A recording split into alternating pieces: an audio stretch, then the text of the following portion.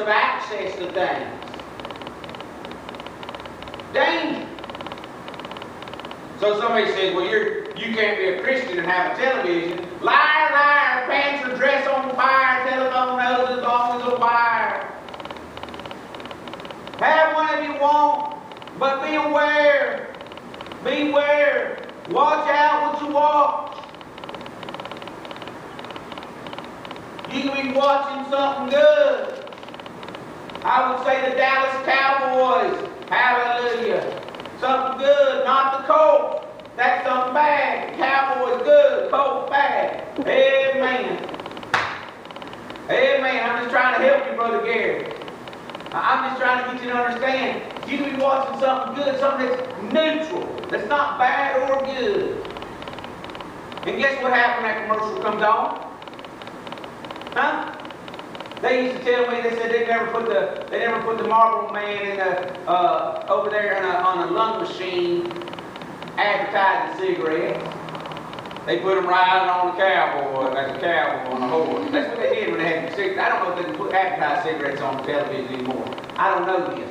They advertise liquor on it, but they can't advertise cigarettes. They sit there and say, well, let you drink yourself to death, don't promote yourself to death. I ain't preaching. I'm just trying to tell you, you might be watching that commercial. You know when they put that commercial on there? You know they probably have them girls that they ain't dressed looking like they're Mennonites. Let me just say that. They ain't got it all the way up to there, all the way down to there. They got it cut out here, cut up to there, cut down to there. You know what I'm talking about? That's what's on. You know why? You know what they're talking about? You saw that commercial.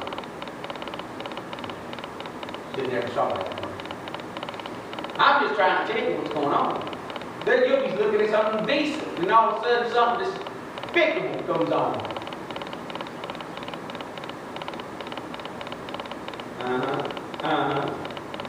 I'm just trying to tell you they're dangerous. But the wicked boasters are going to try to bring you under bondage. And they're going to say, you can't do this, you can't do that, you can't do this, you can't do that. And you know, once they get you under those laws, they'll go far and get you under more laws. And the next thing you know, you have to wear a necktie, or you can't wear a necktie. It all depends on which side of the room you're on. You can't wear wire-rimmed glasses. What is wire-rimmed glasses? Now you got to wear plastic frame glasses. You can't wear cowboy boots. Let me say, I've been around that crowd. You have to wear a white shirt. I like white shirts, Brother Jerry. I've got one in my office. But you don't have to wear one to be right with God. I'm just trying to tell you, they make the rules so much narrower and narrower and narrower. Why? Because if they get you under one thing for bondage, they'll put you under more laws. The Jews started out with 10 words. The Decalogue, the 10 Commandments. 600 and something laws? How did we get to 600 and something laws? And some of them weren't even written in the book of Leviticus or Numbers or Deuteronomy or Exodus. Now God expounded upon these things, but He's actually started out with 2. Love the Lord thy God with all thy heart, with all thy soul, with all thy strength, with all thy mind. Love your neighbor as yourself. But now it's gotten all the way up to 600 and something plus some. Tell me that they don't try to put you under more and more law. You put yourself under the law instead of under the love. All of a sudden it gets more and more and stricter and stricter. Titus, they can strain to be circumcised. He said it ain't happening. Paul said it's not happening.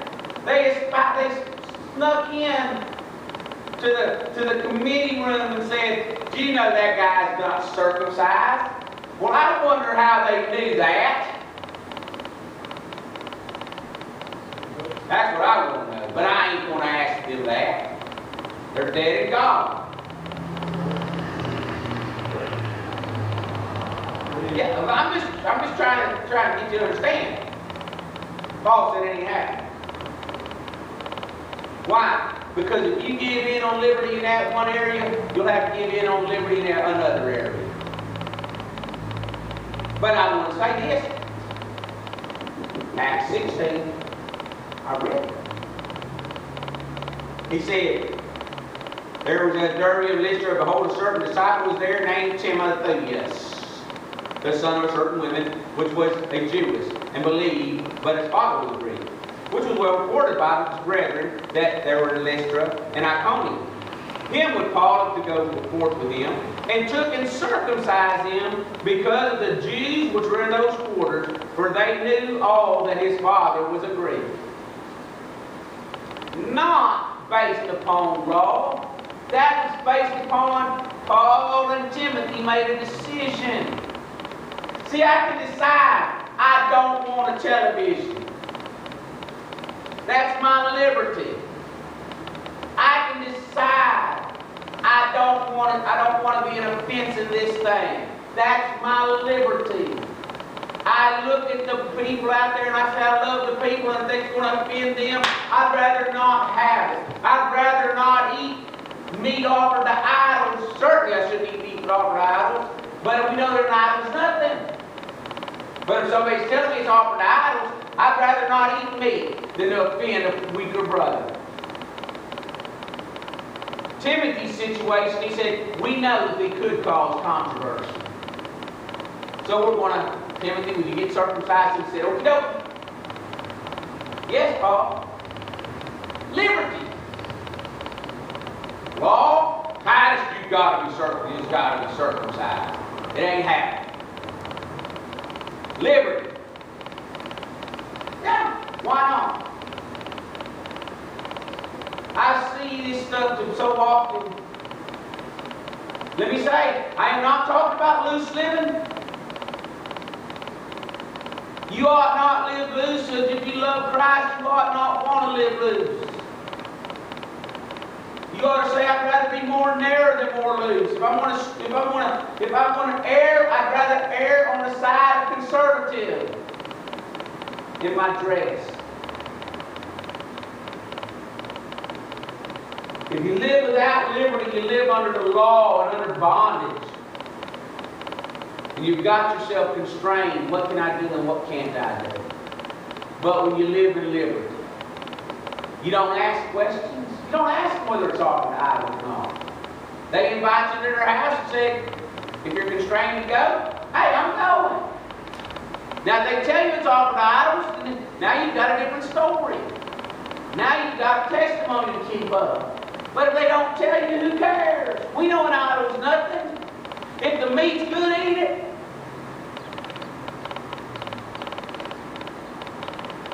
I'll give you this thought. Some people say, use it or lose it. That's not God's philosophy when it comes to liberty. God's philosophy is use it right or lose it. Because if you use it wrongly, I've got some Bible verses for you. In John chapter 5, in the book of John chapter 5, he tells them, and he said, or he that was healed, wist not who it was, for Jesus, now watch this, in verse number 13 of chapter 5, for Jesus had conveyed himself away, and the multitude being in that place. Afterward Jesus found him in the temple, and said to him, behold, thou art made whole. Sin no more, lest a worse thing come upon thee, or come unto thee. Again, I can find in Matthew chapter 12. You're familiar with this one. In Matthew chapter 12, in verse number 43. 12:43, he says, when the unclean spirit is gone out of a man, he walketh through dry places seeking rest, and findeth none. Then he saith, I will return unto my house from whence I came out. And when he is come, he findeth it, look at that next word, empty. Swept and garnished. Then goeth he and taketh with him 7 other spirits more wicked than himself, and they enter in and dwell there. And the last day of that man is worse than the first. Say, what happens? See, he's saying, well, I've got liberty. I don't have to fill myself up because I'm free from the law. I'm free from this disease. I'm free from this. But I don't have to fill myself up with something good. And I'll just leave myself in. Now, you know what happens if you got a void? If you got an empty hole, you know what happens? Rain comes, and what happens? The rain falls in that hole. If somebody comes by and they're throwing trash, you know where it goes? The wind blows a little bit and it ends up in that hole. Everything else ends up in that hole if you don't fill that hole up. That's reality. If you use your liberty right, by saying, I'm going to live all out for God, because I've got liberty to live all out for God, then guess what happens? The law and the bondage you had yourself under before will not be able to give you. But you know what happens? You say, well, I'm free from the law. Oh, happy condition. But you don't put anything else in there. And you know what happens? Sin comes along and you're in a worse condition than you were before. Now you find yourself miserable. Because at least under the law, you had self-righteousness. But when you're in sin, you don't have self-righteousness. And you don't have the sweet spirit in you. You don't believe that? You say, how do you know all this, preacher? 2 weeks, 5 days. And I've experienced some areas at times. I'm trying to get you to understand something.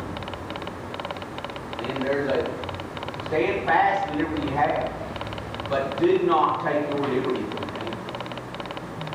Don't let them put you under bondage. But don't let yourself be put under bondage to sin. Live in liberty. And do not let your liberty become licentiousness. Live in liberty. Love in liberty. Grow in grace and knowledge. Go and sin. Father, I thank you for